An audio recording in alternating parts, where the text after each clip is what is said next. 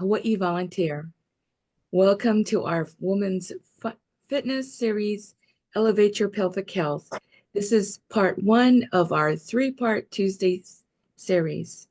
AARP is a nonprofit member organization with 140 members in Hawaii and advocates for what matters most to the more than 100 million Americans 50 plus and their families, health, financial security, and personal fulfillment. Just a quick bit of housekeeping. Your microphone should be on mute. There's a red line that goes through it. And make sure that you change your view to speaker side by side. You can do that at the top right of your screen. It is okay to have your camera on or off. This is instructor-led and cameras are completely optional. Please use the chat to send questions or comments. That's the icon that looks like a cartoon bubble.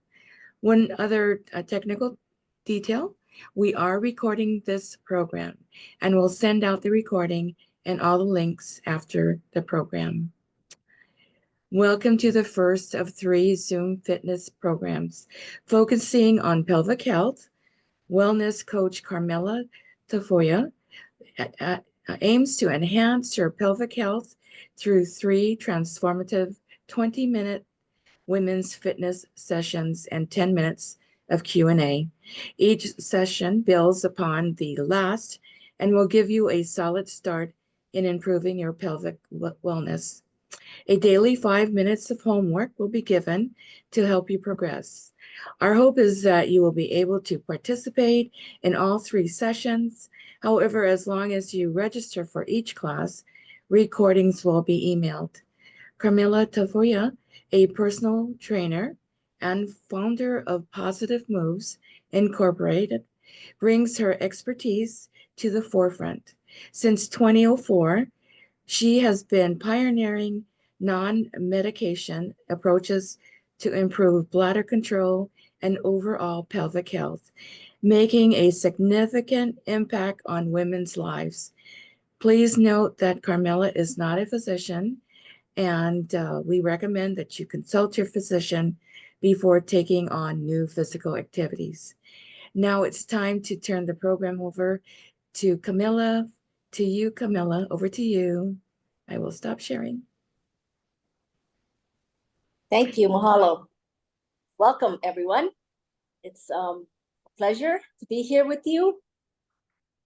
Learning about pelvic health is likely one of the second most important aspects of being a personal trainer for the last 36 years that I've encountered.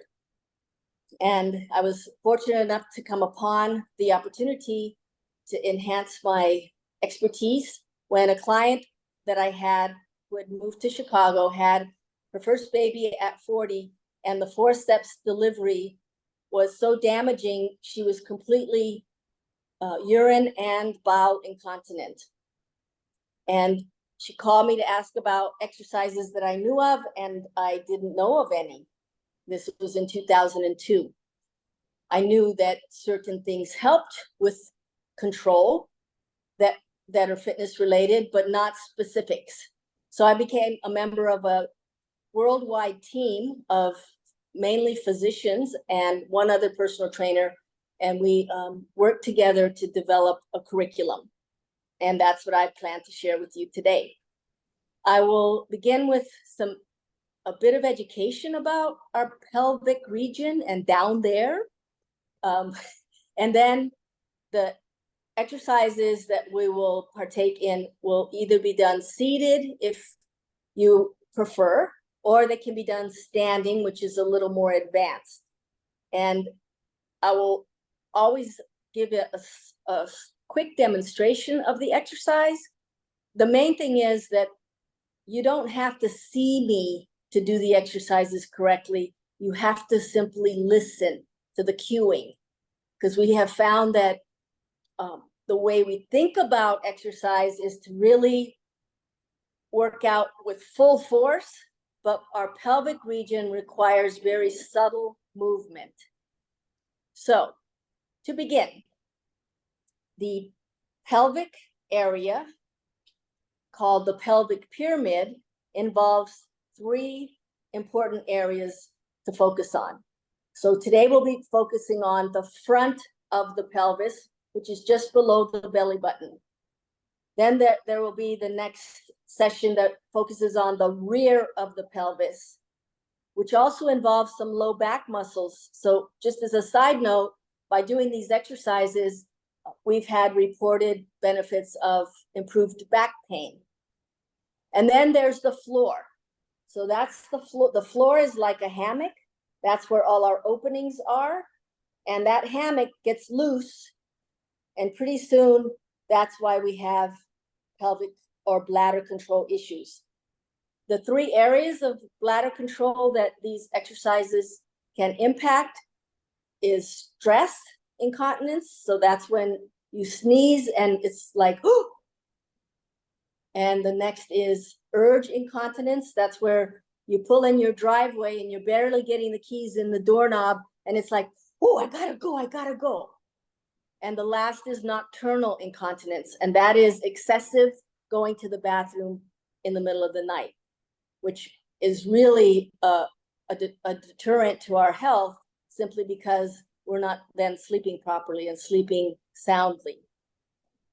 We found that by doing these exercises regularly, in 7 weeks, the impact of the program is a 25% improvement in all 3 areas of those bladder control issues without medication. So again, as we go into the exercises, go at your own pace. Stop if something feels uncomfortable, especially if there's any kind of shooting sensation.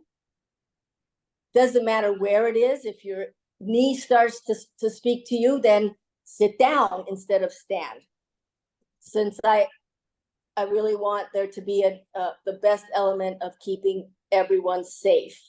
None of the exercises are as exerting as you've probably ever exercised. So we have a really great opportunity to have benefit without stress.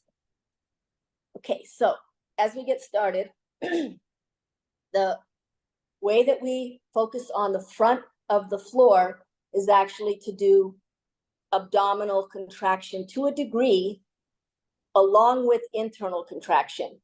And what that means is there are many muscles that are associated with the pelvic pyramid. We have the opportunity to zero in a little bit better with cueing. So the first thing we're going to do, and I'm going to do these seated in a chair first. So it looks like this. Okay, seated in a chair. Very simply. You're going to sit tall, don't sit to the back of the chair, and you're going to rock your pelvis forward. So you're going to basically suck in your lower tummy and pause and relax. I'll show you this from the side as well. It looks like this.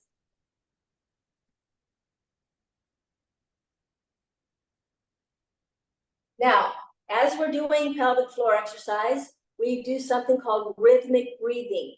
It's not too deep of a breath and it's not too shallow. I'm going to breathe excessively loud so you can follow along. And then we're going to close our eyes and do it. Now, before I start, if you're doing it standing, it's very simply this position. So feet a little away from the wall. So once again, my pelvis is just tucking under, like the tail tucks under as you take the tummy into contraction. We call it engaging your transverse abdominis muscle. Not that you need to remember that. The TVA is the muscle that we're working. So for purposes of the best view, we're going to be sideways and we're going to go inhale, exhale. We're going to do 8 of these. Now close your eyes. And imagine the muscles, the internal muscles, squeeze squeezing like you're squeezing a tampon.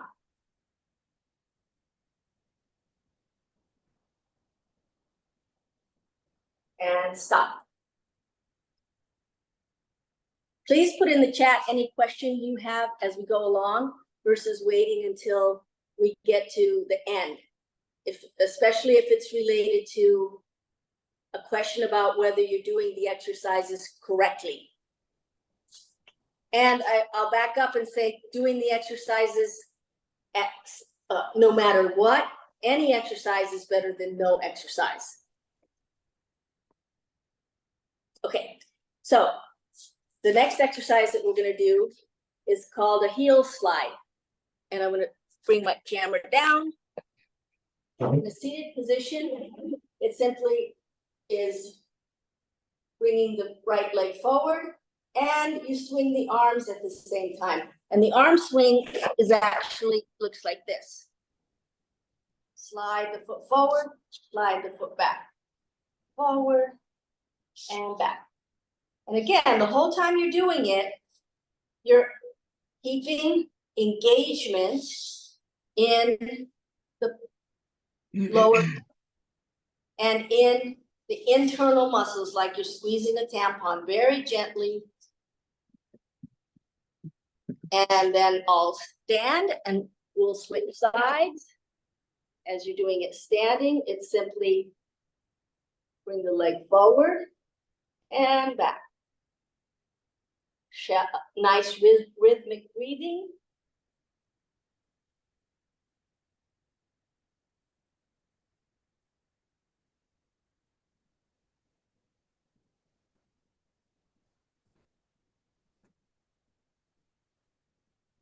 Good. Excellent. Now, the next exercise simply involves some pulsing of the muscle internally. And so a close-up of this looks like this. And then I'll go back to full view. Just to the side of the belly button and then down an inch or so, you're going to place 2 fingers. Okay. Now, I will say this might be a better exercise to do standing if you're not feeling the sensation. Place our fingers for cueing. And then, once again, closing the eyes. This time we act like the internal muscles of the vagina are an elevator. And all you're going to do is rhythmic breathing, so don't hold your breath, closing your eyes, lift, lift, lift the elevator all the way up to the belly button, and slowly release. Be mindful not to squeeze your butt muscle, your glutes, too much, because this isn't a rectum exercise. We're working on those muscles that support the bladder. So once again, from the bottom of the elevator, lift, lift, lift, lift to the belly button, pause, and slowly lower. You should feel a small rise under your fingers. You should feel a small movement of the muscle. If it's a big movement of the muscle, it's incorrect. Okay, so here we go again, number 3. Close the eyes. Take a breath. Lift, lift, lift. And release. So some people call these Kegels or Kegels. Lift, lift, lift. And release. What our research showed is that actually doing Kegels incorrectly could exacerbate or increase the level of incontinence. Lift, lift, lift, and release. So start with a very relaxed glute muscle or butt muscle, a very relaxed tummy muscle, and lift, lift, lift. Feel that little swell under your fingers, a little movement, and release. And now I'll do the last few standing. So once again, you're standing against the wall with your back flat against the wall. And it's same thing, head back if you can, shoulders relaxed. Lift, lift, lift internally and release. Inhale, inhale, inhale, lifting to the belly button and release. So if you can stand, I'd like for you to stand right now, as there's less chance you're going to use your butt muscle in the exercise. I'll give you a moment to stand, find a wall to stand against. Lift, lift, lift, inhaling, and exhale and release. Feel that your butt muscle isn't doing the work, and you're not squeezing tight in the tummy. Lift, lift, lift. Eyes closed helps us to focus on those little small muscles internally. Lift, lift, lift, and release. Now we're going to just stop for a moment, because this is your homework exercise. And the 5 minutes involves doing this exercise 5 times a day. So you can set a timer or give yourself a little reminder. My suggestion is to do them right when you wake up, and then after each meal, and just before bedtime. That makes it an easy 5 to remember. And how many you do is simply 8. So it takes less than a minute, okay? So once again, let's practice 1 or 2 more, just so we make sure everybody's got it. And if there's a question, I'll just ask that, that Noreen let me know so I could answer it directly at this point. Here we go. Once again, everything's really relaxed. Your feet are a little away from the wall. You have plenty of support behind you. Got those 2 fingertips right on the TBA. Take a couple of breaths. The breath should not be deep, as I mentioned.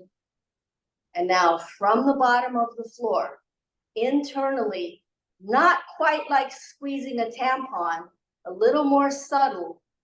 You're going to inhale, lift, lift, lift internally, and release. One more time. Inhale, energizing the internal muscles, pausing, and exhale. Fantastic. Oh, Carmela, so my question is, so when we're lifting, we're contracting the lower abdominal muscle? Okay, great question, because no, what we're contracting is just the internal muscles of the vagina. So here's the thing. We found that abdominal work, especially crunches, some of the other traditional twisting exercises, can actually exacerbate bladder, loss of bladder control. The whole point about these exercises and why a pelvic health focus is important is all the internal organs start to drop as we age because of gravity. And all those organs put pressure on that poor little bladder. And the bladder is actually a muscle that's like a Ziploc bag. It gets lots of folds in it, and it gets pressure on it. And that pressure of the internal organs is what's then causing us to have leakage or problems. So when we're contracting internally, it's really subtle. It's really just a teeny little energizing internally. But the best way to cue it, besides the elevator, is to think about easily squeezing the tampon and squeezing up, up, up, like the elevator's coming to the belly button, and then releasing slowly. So that's why we have our fingers in front, because we should not feel a big movement of our abs. Does that answer the question? We do have Yes. another question. When do you inhale and exhale in the pelvic tuck? Inhale when you're pulling up, exhale when you're releasing.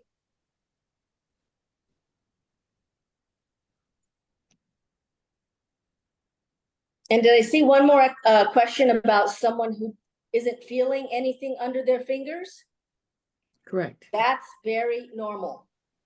That is because the muscles are very weak internally. You won't start to feel that swell under your fingertips until the muscle is getting stronger. And so by next week, there will be less question if you do your homework about whether you're feeling, whether you're doing everything correctly, whether you're doing it enough, whether you're having enough building of new muscle. One last thing I'll add before we take more Q&A is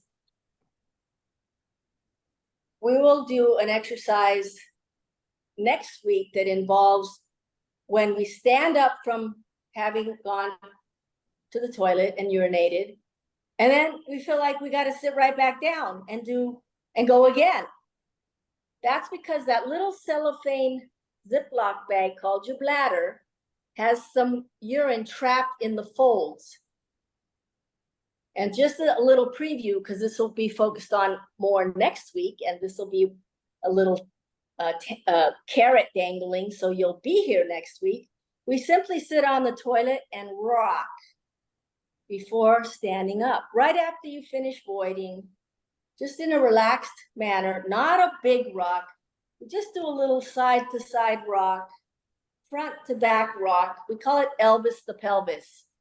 Just a little bit of rocking, and 9 times out of 10, you're gonna then void again, but you won't have the stood up, got your clothes back, ready to go out the door. Oh gosh, I gotta go again.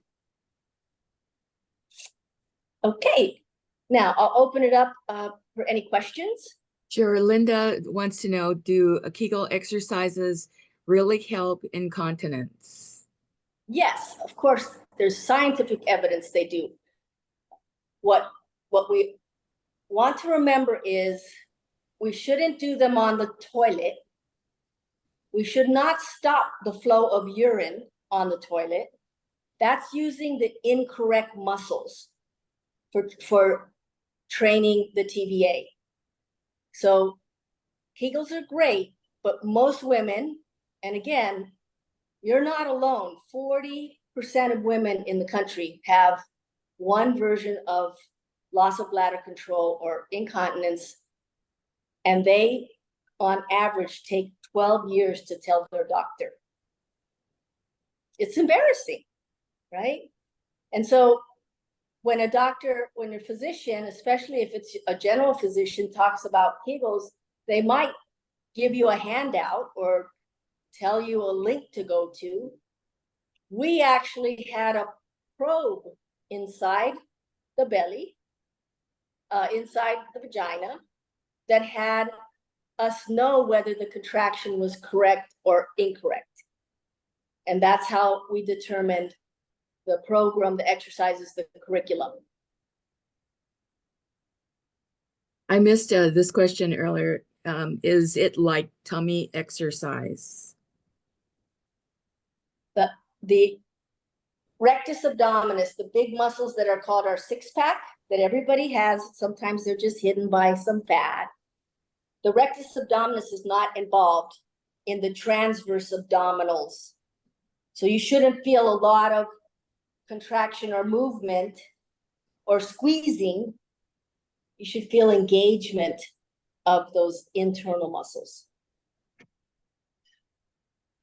Are vagina wands useful? Sorry? Are vagina wands useful? Well, it's a good question. I just had a client with Parkinson's who's asking me about, I forget the name of them, but they're little like marble-sized balls that you try to hold internally, and that would be something similar to any kind of use of something that's inserted. There's plenty of testimonial about the benefit. Our program did not test anything internally. And depending on the severity of the incontinence, the bladder could actually have dropped so much that there could even be something called prolapse. So once again, just as Noreen mentioned, it's really important to speak with your physician, especially if you haven't. Things have constantly improved in the area of bladder control, and bladder control without medication and or without surgery. But in some cases, there may need to be an option for that, especially if there's prolapse where the bladder is now coming out of the vagina. Pamela has a question. In the TVA slouch, how far do we slouch? Well, it's actually not a slouch. Okay, let's review. So when we're in it's called a pelvic rock. Your upper body's only moving because the lower body's, the pelvis is rocking backwards. It's not a slouch.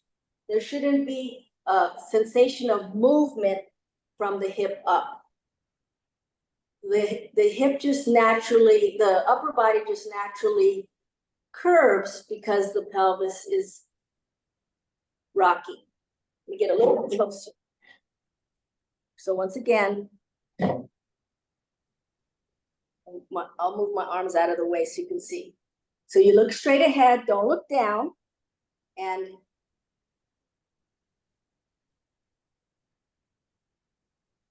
rock.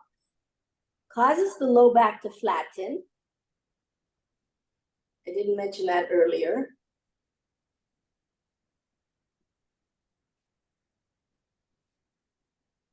Okay, does that help? Yes.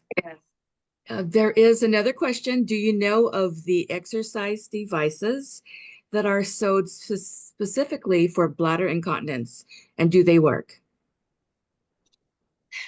I don't know specifically about a specific device. I do know that I've come upon some recent research related to the vagus nerve, our parasympathetic nervous system, which is our rest and digest nervous system, that have begun to test an implantable device in the lower spine that impacts the nerve and therefore improves bladder control. You can just do a search called in Google vagus nerve and bladder control, or vagus nerve and implantable device. There are also some non-invasive devices that can help the parasympathetic nervous system. And what we find is that vagus nerve travels all over the upper torso and into the male and female sexual organs and associated organs, meaning the bladder and the pelvis. And so this is a bit more new on the forefront as basically how much we might benefit by simply taking care of our rest and digest. In other words, that our sympathetic nervous system, which is our fight or flight release of cortisol, and the imbalance could actually be implicated in incontinence. Not just the muscles, but the brain and the nerves. So it's really exciting for me as a fitness professional. I'm 65 years old and I'm 36 years in this business. And I guess you can teach an old dog new tricks. Yay. I have another question from Susan. How or who can you see if there is prolapse, an OBGYN or a PCP? The primary physician that's going to be the most educated about the pelvic region and bladder control is called a urogynecologist. And the primary, initially, as any physician should do, they would recommend a physical therapist that is specialized in bladder control. So a pelvic health physical therapist. And initially, when I arrived in Hawaii 15 years ago, I really wanted to create a big platform and a big focus on pelvic health.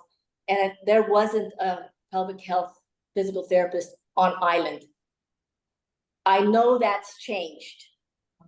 I have a personal training client in Kaneohe who actually works with pelvic floor physical therapist who has not just prolapse, but some other related issues. And so it's very important to seek the correct professional.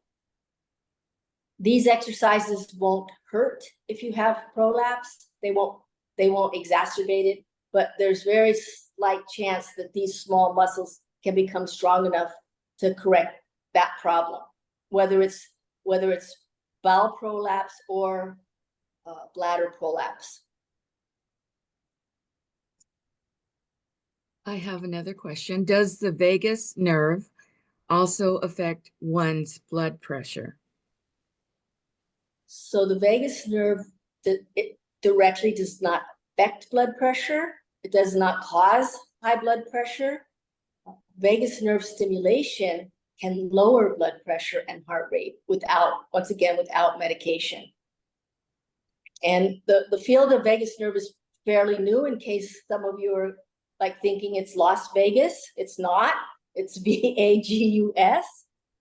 And the vagus nerve was only discovered 80 years ago. And a lot of the research and the focus on vagus nerve benefit has happened to have been done on people who are epileptic or have severe depression that has not responded to medication and or psychotherapy. Otherwise, the field of the stimulation non-invasively is very new, and it's really promising. The vagus nerve is the largest producer of serotonin in our body, and that's our relaxing, feel good, get rid of that cortisol in the body hormone. We're supposed to be balanced, and we're really not, because we're operating so much from the hectic schedule and the outside influences from life and family and children and work. And so we tend to get locked in to a cortisol release in the body versus a serotonin release in the body. It's all hormones. I will say this in the attempt or effort to improve your parasympathetic vagal tone. I'm recommending, I hope it's okay, for everyone to go to Walmart and buy blue screen glasses. And when you're on your blue screen, especially at night, wear the blue screen blocking glasses. They're $10. Because we know that blue screen is a big reason that the parasympathetic vagal tone isn't balanced. And who's not on a blue screen? We're on one right now. Yes.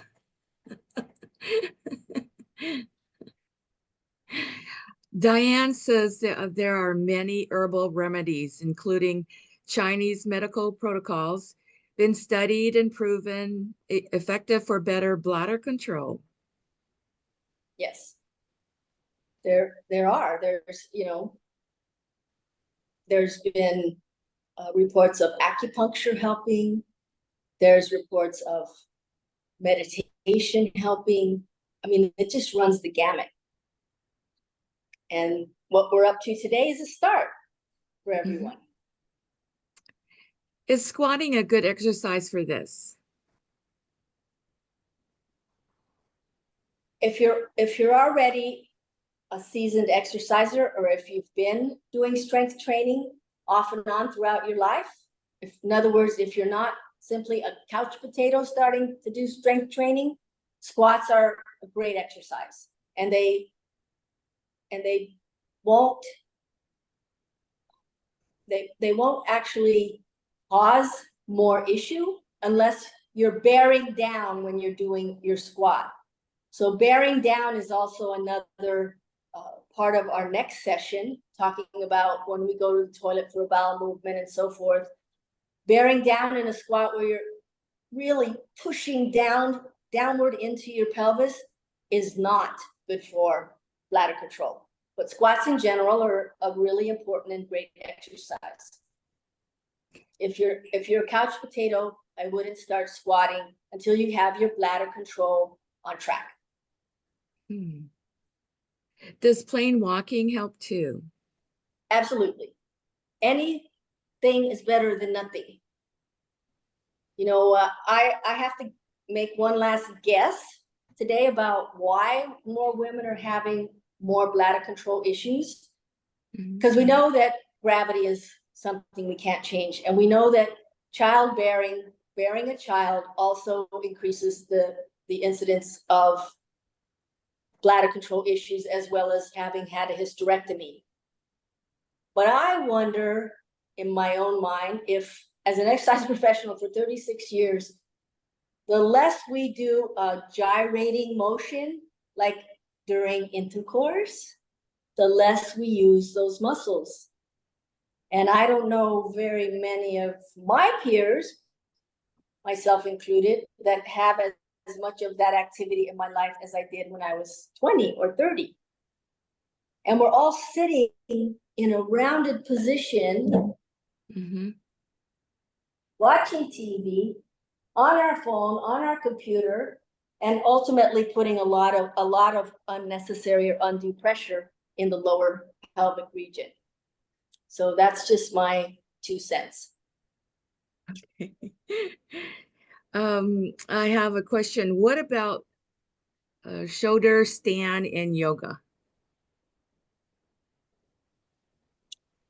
That's coming potentially from a very in shape person. Shoulder stand would not necessarily impact the viability of the pelvic pyramid muscles. It takes some pressure off, but once again, it's not bad or wrong. And if you're able to do it, more power to you. I never got to the shoulder stand in yoga in my yoga days, but so it wouldn't hurt, but I would suspect it would not help.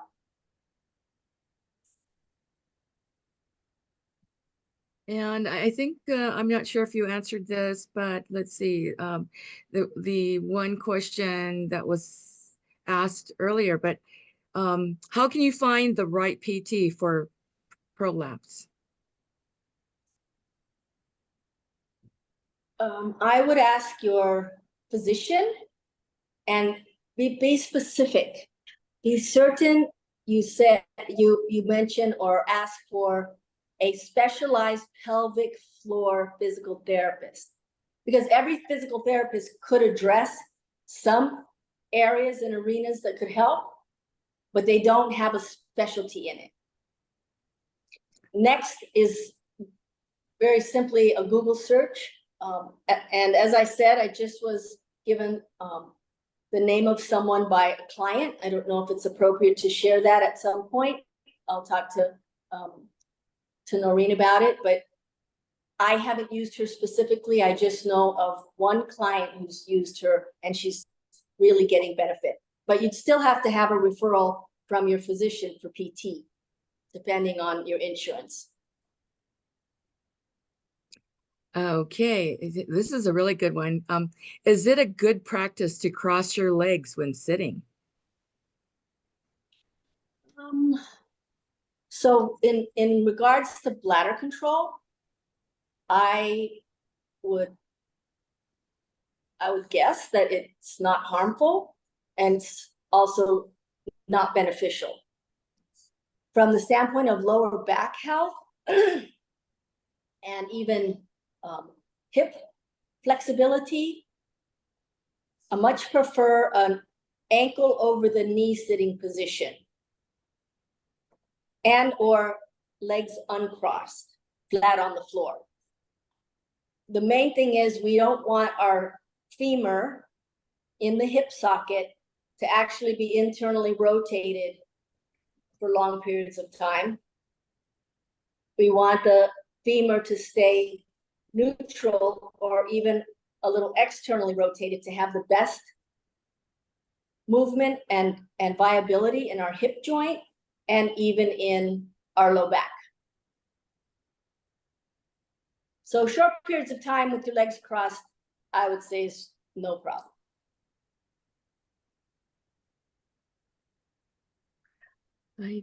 I think that was the, okay, let's see. Okay, there is something to the yoga. Bridge posture in yoga. Is this counterproductive in bladder control? No, bridge is not counterproductive in any arena that I could even imagine. And I fortunately have run the gamut training 5-year-olds to 99-year-olds. I've never had a 100-year-old yet. 2 of my clients are 90, but there have been a myriad of health issues and problems and surgeries that didn't go right, and of course the diagnosed disease, and the bridge is here to stay. Mm-hmm. Yeah, I just have a I comment. All I of guess the exercises that we've done so far can be done anytime. Sure. I only set a parameter for when to do them so that there's more compliance.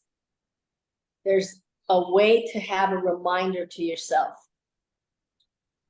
Because again, a personal trainer makes people exercise because they won't or don't feel they could be compliant on their own. And if you don't do them, there's no benefit. So those 5 times a day could be at a variety of times.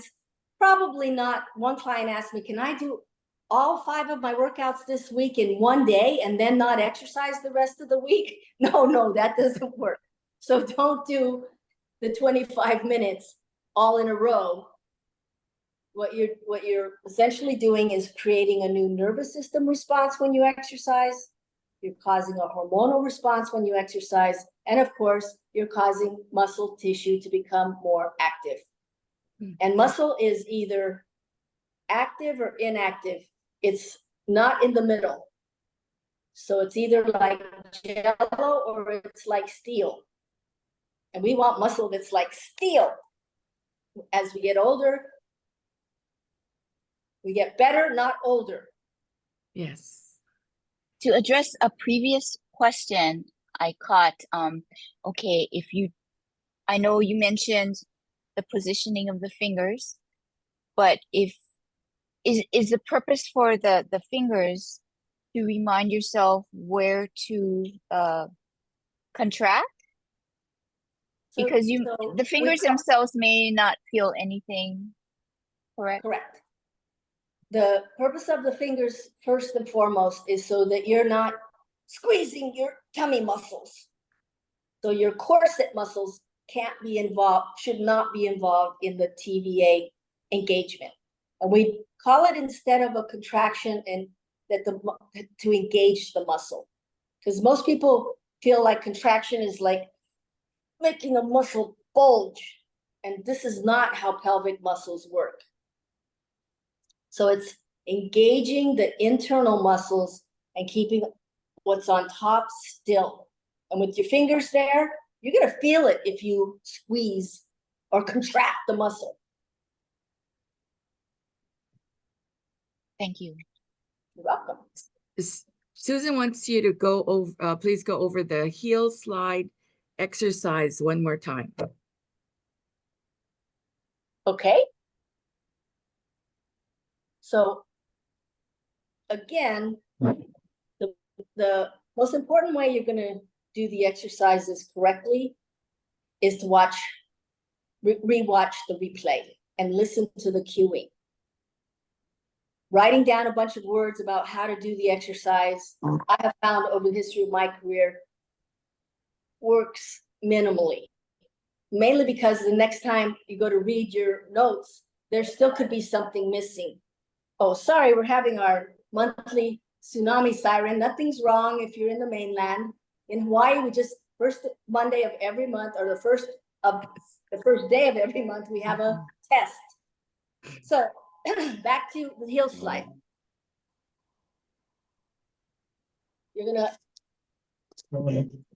I'm just gonna show the heel part first, and then the arm part second. And from the side, sitting tall, you're just moving the foot forward. Oh, I'm kind of blurry for some reason. Hang on. Okay. Moving the heel forward, pulling the heel back. And a little omission, if you put a paper towel under your foot, if you're on a floor, then you're gonna have a nice glide. And if you're on a carpet, just wear socks. So it's just simply lifting the foot forward and back. Now, please keep in mind the engagement of the TVA. So this is where I do use the word squeeze, but I use it lightly. The whole time you're doing the heel slide, you're acting like you're squeezing a tampon. And then the arms just go with it like a little swinging motion. So.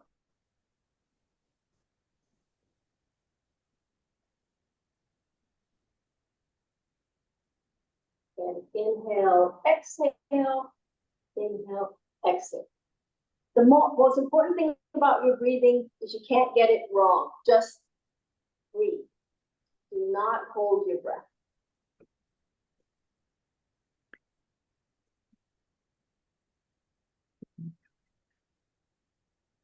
And in the heel slide, you definitely do both sides. Mhm. So I'm really excited because I hear some very eager participants who want to do everything we did today. And again, I'll simply make the request that you do the transverse abdominis engagement, seated or standing, 5 times a day for 1 minute or 8 to 10 repetitions.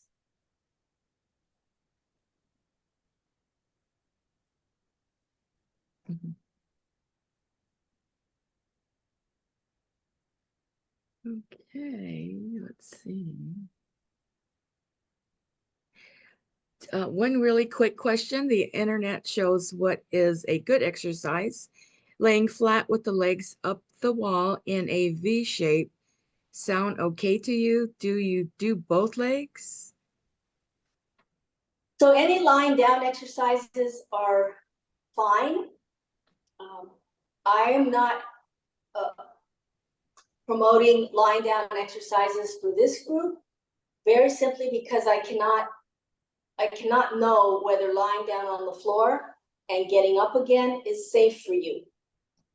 And of course, on a Zoom, I can't see everyone to also know if there's any incorrect position.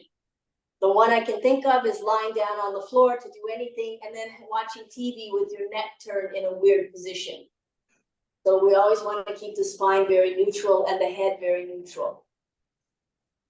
I have seen that exercise. We don't include it in our focus and curriculum. And exercises on the internet are a bit of a toss-up for me. Simply that you don't know the expertise of the person who's promoting a particular exercise and for what age group it's appropriate for.